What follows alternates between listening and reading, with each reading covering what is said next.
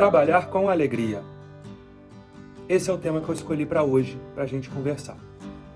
Mas antes da gente começar a conversar um pouquinho, e eu preparei, na verdade, uma história para a gente poder conversar sobre ela, eu queria fazer um convite para vocês seguirem o nosso canal, ativar as notificações. A gente está trazendo muito conteúdo ao longo dessas semanas, e compartilhar também os vídeos com as pessoas que vocês acharem que faz sentido a gente compartilhar essas mensagens. Então vamos lá, né? Trabalhar com alegria. E como eu disse, eu escolhi uma história para contar e vou pedir licença em alguns momentos até para poder ler algumas partes específicas da história que acho que retrata as palavras muito melhor do que eu falando. Mas essa história é de um autor desconhecido e ela começa dizendo que existia uma fazenda com alguns trabalhadores insatisfeitos de trabalharem nessa fazenda. E foi contratado um trabalhador para trabalhar nessa fazenda, e para qualquer trabalhador que trabalhasse nessa fazenda, ele ganhava uma casa para poder morar. Esse trabalhador recebeu essa casa e olhou a realidade de todas as casas que estavam ao redor. E ele viu que todas as casas estavam mal pintadas, sujas, enfim, daquele jeito mais precário que a gente conhece. E ele decidiu fazer diferente. Então ele pintou a casa, ele limpou a casa, ele organizou a casa na simplicidade dele, né? Mas ele deu o melhor dele ali, naquele ambiente onde ele ia viver durante algum tempo, por muitos tempos, né? Enfim. E ele decidiu dar o melhor dele. E quando ele fez isso, todos os outros colegas de trabalho começaram a criticar ele, né? Você é louco, você fazer uma coisa dessa, o dono dessa fazenda não trata a gente bem, ele trata a gente de uma forma muito ruim, e você está fazendo esse tipo de coisa, por que você está fazendo isso? E a resposta que ele deu foi uma resposta bem interessante, né? Eu vim trabalhar aqui, e antes de eu vir trabalhar aqui, eu já sabia dessa história toda que vocês estão me contando. Só que eu escolhi trabalhar, eu decidi trabalhar aqui, ninguém me obrigou a trabalhar aqui. Então, se essa é uma escolha minha, eu tenho que fazer dela a minha melhor oportunidade de vida. Então eu tenho que dar o que eu tenho, eu tenho que dar o que eu sou, e não refletir o que me dão.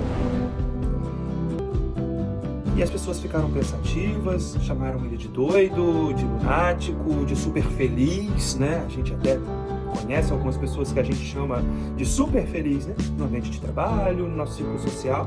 E com o tempo foi passando, ele continuou trabalhando normalmente, como ele sempre trabalhou, e ele chamou a atenção do fazendeiro.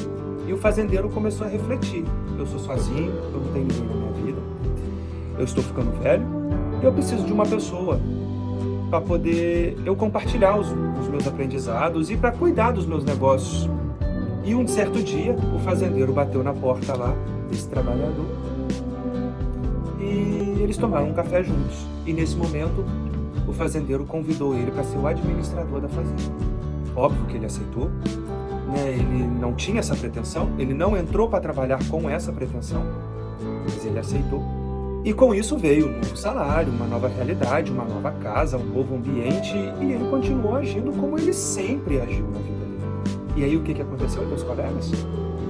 Começaram a chamar ele de puxa-saco, traidor, interesseiro, porque na visão dos colegas, ele estava jogando agora no time do fazendeiro, que é um outro parênteses que acho que a gente poderia até fazer depois um vídeo sobre isso, né? Jogar em times, né? Será que no ambiente corporativo, no trabalho, a gente tem o time do fazendeiro e o time dos operários? Será que esse é um comportamento correto para a gente ter um ambiente corporativo? Mas esse é um assunto que a gente pode conversar em outro vídeo. E aí eles foram questionar esse amigo, né? Por que ele fez isso, né? E aí eu vou ler um pouco do que o trabalhador falou. Em minhas andanças, meus amigos, eu aprendi muito. E o principal é que não somos vítimas do destino. Existe em nós o livre-arbítrio. E assim, a capacidade de realizar e dar vida nova a tudo que nos cerca. Isso depende de cada um. E ainda ele continuou falando: toda pessoa é capaz de efetuar mudanças significativas no mundo que o cerca. Mas o que geralmente ocorre é que, ao invés de agir, nós jogamos a responsabilidade da nossa vida nos ombros do outro. Esperamos que eles atendam às nossas expectativas e que eles mudem e que sejam como nós queremos que eles sejam. Sempre encontramos alguém a quem culpar. A nossa infelicidade, o nosso insucesso. Esquecidos que só depende de nós mesmos a nossa felicidade e o nosso sucesso.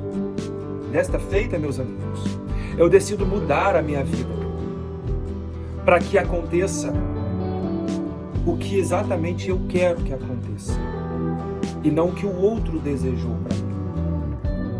Essa é a maneira de colher mudanças positivas a longo prazo. Eu consegui o maior desafio do mundo. Eu mudei a mim mesmo e hoje sou responsável pela minha vida. Então, às vezes a gente está num ambiente de trabalho e a gente acha que a gente responde de determinada forma naquele ambiente de trabalho, ou a gente está desmotivado com aquela empresa, com aquele gestor, com aquele líder, porque ele age assim comigo. Será que não é uma escolha nossa de agir com ele como eu gostaria que ele agisse comigo e isso mudar todo um ciclo que estava se construindo? Será que a possibilidade de mudança de vida nossa está na mão do outro? E aí, o próximo vídeo eu já vou falar um pouquinho sobre esse tema, que é autorresponsabilidade. E aí a gente vai refletir um pouquinho mais sobre isso. Mas eu já queria contar essa história antes, para que no vídeo a gente conseguisse ter uma reflexão mais aberta sobre o tema que a gente vai conversar, que é a autorresponsabilidade. Então, mais uma vez, ativa lá as notificações e não perca o próximo vídeo que a gente vai conversar sobre autorresponsabilidade. Até logo!